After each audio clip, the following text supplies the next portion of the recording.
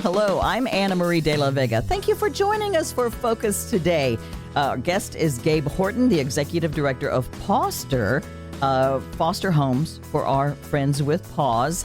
Welcome, first of all. Thank you so much for having me. So, most of us know our four-legged family members are so important to us. We love our little furry friends. And what if something happened and you couldn't take care of them? You couldn't manage to put food in their little bowls. If you couldn't take care of them physically, what happens? That's where groups like Pawster come in, right? Exactly. So we're a nonprofit, and we do this really special thing called crisis foster care. Crisis foster care. Yes. So a crisis can be anything where you are temporarily unable to care for your pet. So a lot of our folks have lost housing. Some of them go to the hospital. Maybe it's people trying to leave an unsafe home situation or seek out addiction treatment, mental health treatment. We get a lot of floods and tornadoes in Middle Tennessee, so definitely natural disasters are a big reason. Yeah. And so what we try to do is when somebody is temporarily unable to care for their pet, we house their dog or cat in a loving foster home until they're back on their feet and ready to be reunited. And when a natural disaster happens, or for whatever reason someone needs Pawster to step in and help them take care of their pet or take care of their pet for them, how do they get in touch with you? How do you find out about that? Yeah, that's a great question. Some folks can just look us up on Google and they'll find crisis foster care for pets. But most of the people come to us because they've been referred by another organization. So let's say you go to the hospital and some people show up to the hospital with their dog or cat. And so we'll get calls from nurses, from the social workers at the hospital saying, hey, we've got this animal in the emergency room. We can't keep it here. Do you have a place? And so that's when we get to work and see if we can find a foster home for them. So what would your first call be? Well, we call, so we are entirely foster-based. So we don't have a physical shelter, which means we can only take a pet if we have someone willing to foster them. Right. So we got a spot for that. Boop, pop it in.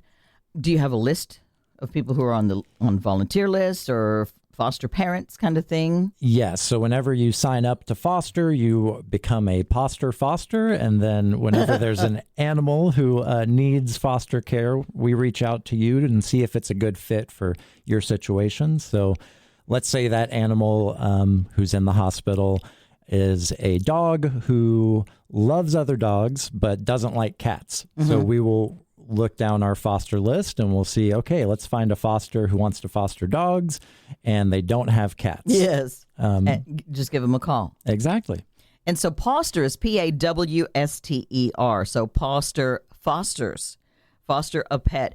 June is Foster a Pet Month, but really it's important all year long. So that's why we want to make sure and get this program on the air. Yes. And I think also, though, Pawster does have events throughout the year. Do you have monthly events? Yeah, so we do a monthly event called Foster Like a Rock Star, and we do that all around Middle Tennessee. We try to make sure that we're in different zip codes, different counties, so we can connect with people all over. Mm-hmm. And that is just a really laid-back event where you can come learn more about Pawster, see if you might want to be a Pawster foster or be involved in some other way. Do you have animals on site somewhere? So we don't ever have animals that are waiting for foster care, but we often have current fosters who will come to these events so you can meet them. And of course, you're welcome to bring your own dogs to those events. Mm-hmm. Gabe Horton is the executive director of Pawster, and you were mentioning crisis foster care. So crisis meaning when Pawster was formed? Sure. So we started in 2020. I'm sure that your listeners remember 2020 as a peaceful year where nothing of any note happened at all. No, it was the pandemic, and a lot of us were wondering what help there was for people who are going through a hard time. Right. They're losing their jobs, losing housing.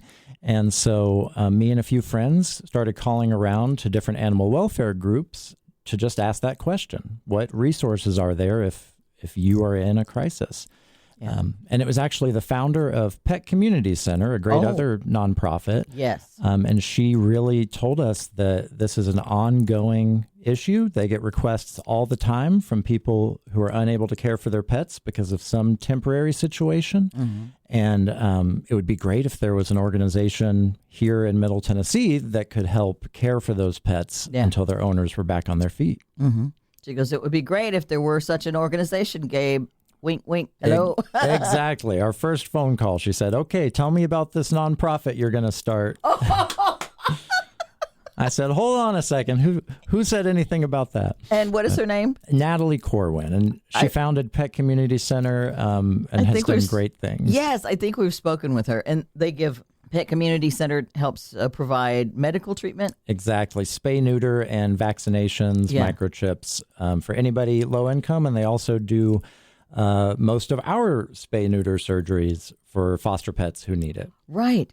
And if I remember correctly, and you can help fix this if I'm messing this up, but she said, like, I could take my pets there for spay neuter, but I pay like the full price to help pay for people who can't pay full price. Exactly. I love that. What a wonderful heart, and what a wonderful heart you have to be able to be pushed into that. Okay, I just needed a little encouragement. Exactly. So what did you have to do to start up a nonprofit? That's a great question. So none of us who started Pawster had ever started a nonprofit. Mm-hmm. We had a few folks with nonprofit experience. So I came out of Vanderbilt Divinity School, so there's a lot of nonprofit folks there. So I'd been around it. Yeah. But it was really learning on the fly. But the great thing about Nashville especially is that there's so much collaboration and cooperation among nonprofits. Yeah. So we said, hey, we've got this idea. We talked to Nashville Humane, Metro Animal Care, Pet Community Center, and we were really welcomed with open arms. So they helped us with everything from getting those early pets vaccinated for free. Metro Animal Care did that for us, to sharing their foster handbooks, guidelines. Whoa. So we had a lot of help getting started. I've been in radio for a long time, and I think that nonprofits, even in the past 10 years, have become way more collaborative. They have found a lot easier ways to work together, a lot of better ways to know what the other one was doing and what resources they had. So it seems like each of the nonprofit groups is using all the rest of them as a resources, and as it seems like each of the nonprofits that deal with animals are using the other guys as resources. And that goes around, and it's very, very good for people who need some help. Exactly. Yes. I like that. Yeah. That makes me think of a dog that we had named Hershey. Hershey's the sweetest old dog, and his owner had to go to the hospital. He's a 15-year-old mixed breed, but one of those that has these cute tan eyebrows, and the rest of him is brown, and he's just a big wiggle butt. But he had to go to Metro Animal Care because we did not have a foster available. So the owner called us, and we said, we'll get to work, but we don't have anyone right now. So Metro Animal Care stepped in. They said, we can hold him for 7 days. But the thing about a shelter for any dog is that it's very stressful. So Hershey was in there, and he was not doing well. There's a lot of barking. He's old. He's never left his owner's side. Oh, wow. They said, okay, we're getting close to the date, and we're not sure what's going to happen when that 7 days is up. And so we put out one last call, and somebody stepped up and said, all right, I'm going to take Hershey into my home, and they were able to pick him up. So this dog has come to us by way of Metro Animal Care. We have a foster who's able to take him. And then we worked as long as we could to help get him back with his owner. Yeah. But this is one of those rare situations where his owner never fully recovered and wasn't able to take him back. Mm-hmm. And so in those cases, we have to say, okay, can we either find him a new home, or can we work with another organization? Mm-hmm. And that's when we called up Old Friends Senior Dog Sanctuary in Mount Juliet. And they said, you know what? I think we might have a spot for an old soul like him. And so it's kind of this beautiful story where he never had to, end up on the street. He never had to worry about euthanasia, which is very likely for old dogs. Yeah. But it took 3 different organizations all working together to make sure that he could live out his last days healthy and happy. That's a beautiful story. I thank you for sharing that. We're talking with Gabe Horton, the executive director of Pawster, Pawster. It is foster homes for our friends with paws, and it's crisis foster care in the pandemic because people were losing their jobs. That's part of why they couldn't take care of their pets. Yeah, we had a few. We never had any hospitalizations from COVID specifically, which was interesting. We wondered if that might be a cause, but it was more those longer-term economic effects and that we're still seeing today. Housing unaffordability.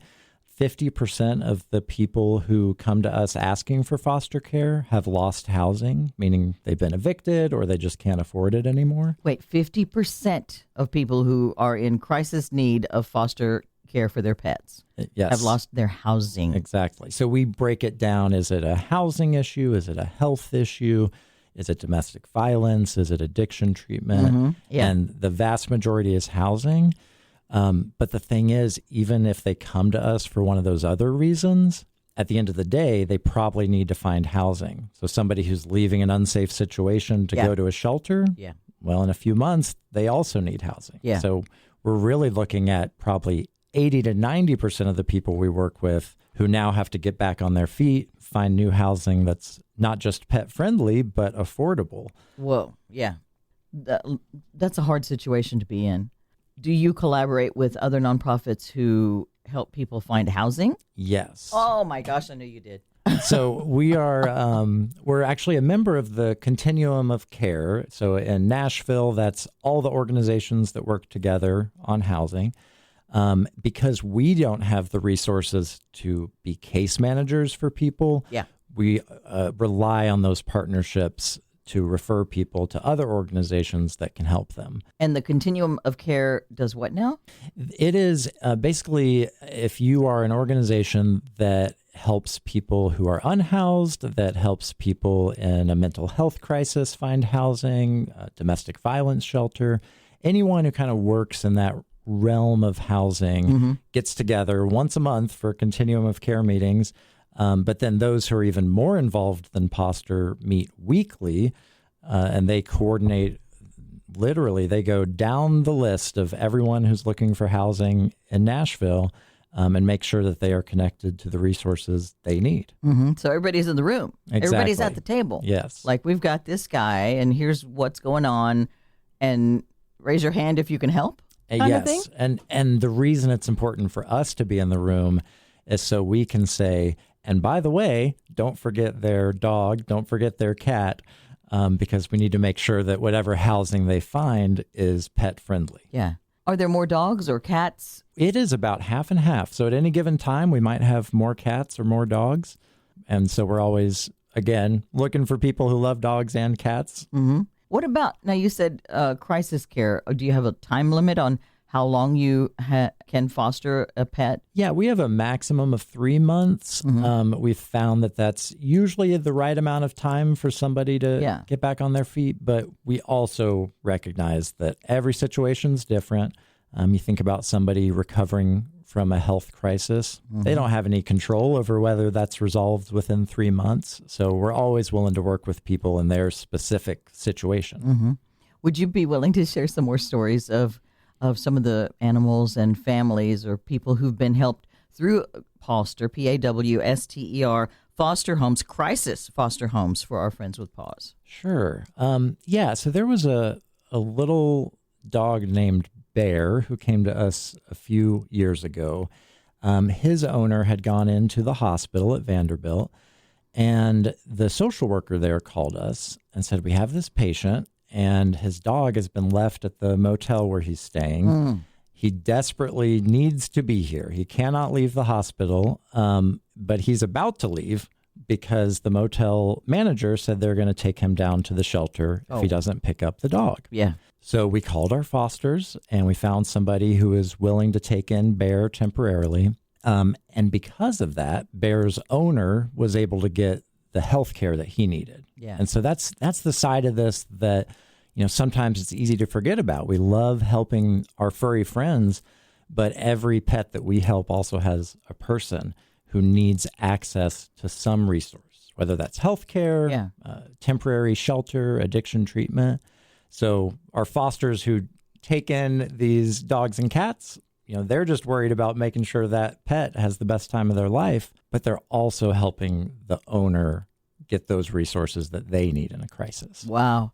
Do you have special training to become a pet foster parent? So we say that anybody can be a foster as long as you love animals, and we will meet you wherever you're at. So we have people who have never had pets before, and they want to try fostering as kind of the entry point. Oh, wow. All the way to people who have had pets all their lives, and maybe they've just lost one and they're not quite ready to adopt another one. Fostering is a great way to kind of dip your toe back into that without the full-time commitment. But we do a pretty easy training and orientation, so you can sign up and have a foster pet within the week if that's what you're looking for. Are they generally older pets? No, we have all ages. Again, our pets are coming from houses from people who already know and love them, so they tend to be pets who are kind of used to that home life. They're your typical just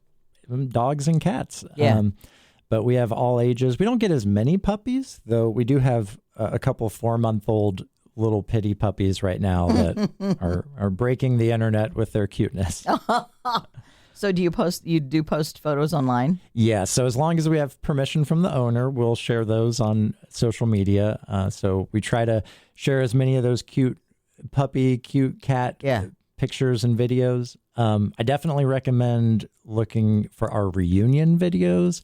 That's kind of the moment that makes it all worth it, is when these animals go back to their families. Yeah. You can watch almost any of those videos, especially the dogs, and there's always this moment where the dog is going up to this person. They're not quite sure who it is. You can see them sniffing out. They're a little suspicious. And then there's the moment when they realize that that's their owner that they haven't seen in 2 or 3 months. And they almost always go into the full body wiggle. Yes. Tackling their owner. Those are the moments, when it's hard. Running a nonprofit is hard, but those 5 minutes make it all worth it. Oh, wow. What are some of the hardest things that Pawster has to deal with? Pawster. And before you answer that, I'm Anna Marie. You're listening to Focus. It's our public affairs program, and our guest today is Gabe Horton, the executive director of Pawster. National Foster a Pet Month is in June, but we thought this is an important enough topic. We just need to talk about it, maybe all the time, maybe every month. You do have events every month at Pawster. We do. Yes. So what are some of the hardest things that you have to deal with, and how can we help you? I think the hardest thing that we see every day is just the situations that people are trying to cope with. Yeah. Early on, one of our first animals that we had came out of a domestic violence situation, and that's not a world that I come from. We partner with domestic violence shelters because they're the experts in that. Yeah. We're there to take care of the animals. And this dog was the most precious dog that we've ever seen. And what was amazing was seeing how the workers at this domestic violence shelter were able to step in. They knew exactly what to do. They coordinated with the owner to go to the home when the spouse wasn't there. They got this dog. They arranged for us to meet, to get the dog. I mean, they are the real superheroes in this story. And then while we're taking care of the animal, they're able to work with that survivor, get them the resources they need, get them the job training, help them really learn how to start all over again. Yeah. So it's heartbreaking to hear some of the stories that these people come from. But then it just makes it worth it when they get to go home to a much better situation than they came from. And they get to go home to their pet. Exactly. That probably, I think pets can be emotional support, more emotional support than human beings sometimes. I agree. Just love you unconditionally. I told my husband that I'm a little jealous because the dog meets him at the door wagging its tail and wanting to get petted. And I said, I'm going to start doing that. Yes. Just you better meet me at the door like that. You meet me at the door wagging your tail. How do you find out about people in floods? Somebody calls you who's helping with flood relief? Yeah, so we're actually a part of Nashville VOAD. That stands for Voluntary Organizations Active in Disaster. So that's our disaster response group. There's also one for all of Tennessee, and different counties have their own VOADs. But we are a part of that group so we can coordinate when a disaster happens. So actually, if you remember the December 9th tornadoes of, was that 2023? We had just met as Nashville VOAD the day before, and then the tornadoes hit. And so fortunately, we were ready to spring into action. Yeah. So it's pretty simple. Somebody might go to the Red Cross first. They might go to one of our local organizations. And if they have an animal that they can't bring into temporary housing, then those organizations will refer them to Pawster. How many animals do you have in crisis foster care at any given time? It depends. We typically would have anywhere from 20 to 40 pets in foster care. You asked about what the hardest part is. Yes. And the other hardest part is saying no, because we currently are only able to foster less than a third of the requests that we get. Oh, wow. And that's just because we don't have enough foster homes. So every day we have to tell people we're going to do our best to find someone to foster this pet, but you also need to be looking for other options because we just don't have enough foster homes. Wow. And what other options do they have? There's not a lot. If you're in Williamson County Animal Center has started a crisis foster program. So we're very excited to see that start. Yes. There are a few domestic violence shelters that are pet friendly. So YWCA has a pet shelter. Wow. Bridges also has a pet shelter. And then there's a few addiction treatment centers. Recovery Unplugged is one here in Nashville that's pet friendly. So if there's any way for someone to keep their pet with them through the crisis, that's obviously the best option. We're going to try and help them do that. We're meant to be that last resort if the only other option is surrendering their pet. Yeah. So keeping the pet with them, of course, is the best option for both of them. What about cats? Do they take to crisis foster homes as easily as dogs? They're like, oh, you gave me a treat. I'll love you forever. That's a great point. Cats are notorious for taking a little longer to settle in. Yeah. But some of your listeners may be familiar with the rule of three. So that's 3 days, 3 weeks, 3 months. And it's this idea that any animal, their first few days in a new place is going to be anxious. It's a new setting, it's new people, new smells. That's true for dogs and cats. But what we often see with cats is they will come out of the carrier in the new home, they will find a hiding spot, and then you'll see them when they are ready to be seen. And for some of them, that's right away. For some of them, that's an hour or two. We had these 2 cats recently who they made the guest room their lair. One of them was perched on the chair in the middle of the room. And every time the foster came in, this cat said, nope, you're not allowed in here. She would hiss at the foster. And the foster called us and said, I don't know what to do. This cat doesn't seem to like me very much. And we said, well, why don't you just go in there with some treats? Don't force yourself on them. Just let them know that you're a friendly presence, that you're open to interacting with them, and that you bring food. And it was a good week and a half before she sent us her first video of that same cat that had positioned himself guarding the room and hissing at her, coming up, asking for pets, laying on her chest, getting purrs. So it just takes time. Cats work at their own pace, but it's also so rewarding when you have that cat who's a little less friendly that finally decides, okay, you're all right. I can hang out with you until it's time to go back to my family. What about pets that need medications? Yeah, we get a few who need medications, and that's usually pretty simple. You know, if they have a daily pill, you can put that in a pill pocket. We don't have many that have more advanced medical needs, but we're always transparent about that. So we let a foster know, hey, if you foster this pet, here's what that will require to make sure that they're comfortable doing that. Make sure you have peanut butter. Exactly. That's what our dog She's like 15 years old. And you made me think of her when you said the black dog with the little tan eyebrows. She's like that, half miniature pinscher and half Chihuahua. Oh my goodness, that has to be the cutest dog. She is. She's so cute. She was pretty wild when I first met her a few years ago, and when I got married to my now husband. But I think that's part of the rewarding part of having an animal is, like you said, winning over their trust, winning over that confidence that they can feel safe and feel safe around you and know that you will protect them if they need to be protected. Exactly. Because there's so many who they're out somewhere. Yes. And not safe.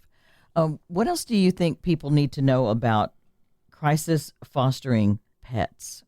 Are there other pets besides dogs and cats? That's a great question. We had our first birds this last year. We had a guinea pig and we had a rabbit. So we always say we'll foster anything if we can find someone willing to do it. Right. So we had a few fosters with experience with those pets, and they said, sure, I'll take them in. Iguanas, lizards, snakes, anything Yeah, like we haven't had any reptiles yet, but I'm sure we'll have some at one point or another. And you'll give it a go. If the foster will take care of it, your game. Exactly. So do you have to commit a certain time to, like if you volunteer to be a foster for a crisis situation for somebody, and you call me, for example, I'm on the list, you call me and I can't do it, then what happens? That's no problem at all. So we say you can foster whenever you're ready, and you can foster for as long as you're able to. So typically we'd ask you to foster at least 2 weeks. Yeah. The average stay is 2 months for a foster, but you don't have to be responsible for that whole time. So let's say you can foster for a month. That's perfectly fine. We'll just make sure they have somewhere else to go when you're ready. Whoa. And then we also have vacation fosters. So our fosters go out of town, they travel for business, and that's no big deal at all. So let's say you have a foster pet that you have fallen in love with, but you have a family vacation planned. We'll just let them go hang out with another foster while you're gone, and then they'll be ready for you when you come back. Wow. That sounds like a dream thing for people who are going on vacation and have their beloved pets and can't take care of them. It's like, I'm going to call the pet sitter or somebody who's going to come by and feed him twice a day. Is there any fee for somebody who needs to have their pets fostered in a crisis? Nope. So we're a nonprofit. We rely entirely on donations and grants. And so we pass that on to pay for any supplies that the animal needs. We take care of all of their veterinary care. And that's our biggest line item is vet care. So any pet that comes to us, if they're not spayed or neutered already, we'll go ahead and get that surgery done, make sure they're up to date on vaccinations, get them a microchip. They get their monthly flea, tick, and heartworm meds. Wow. So it can be a big undertaking, but that's why we're very grateful for our generous supporters, because they make it so every time a pet comes to us, we can make sure that they are healthy and go back home to their owners, ready to go for the next year until they need their next vaccinations. How can we help Pawster financially? Yeah, it's really easy. So we always say if you can foster a pet, foster. If you can't, make a donation. If you go on our website, you can go to pawster.org, and there's a page that says give, and you can make a donation. We always love monthly donors. Some people prefer that because you can just set it and forget it. Yeah. But those are the vast majority of our gifts are from just small donations. I think we have over 1,000 people who give to Pawster. So we're very proud that we have a broad base of support. Yeah.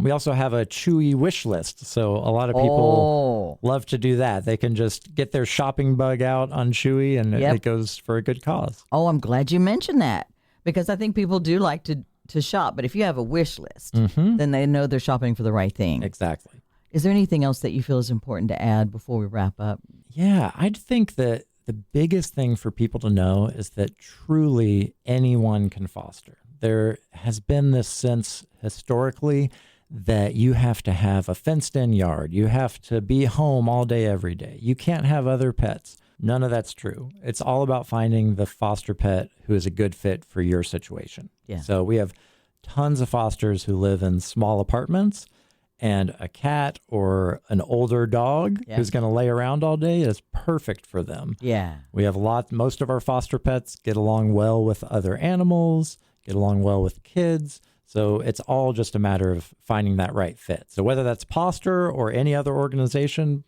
we need more fosters. So go out there and find one who's a good fit for you. Thank you so much. That's Gabe Horton, the executive director of Pawster, Pawster. Hoping you'll become a foster for a pet whose family is in crisis and they need to find a home for their little four-legged family member. Thank you for joining us. Please make sure you join us again next week. I'm Anna Marie. That's Focus.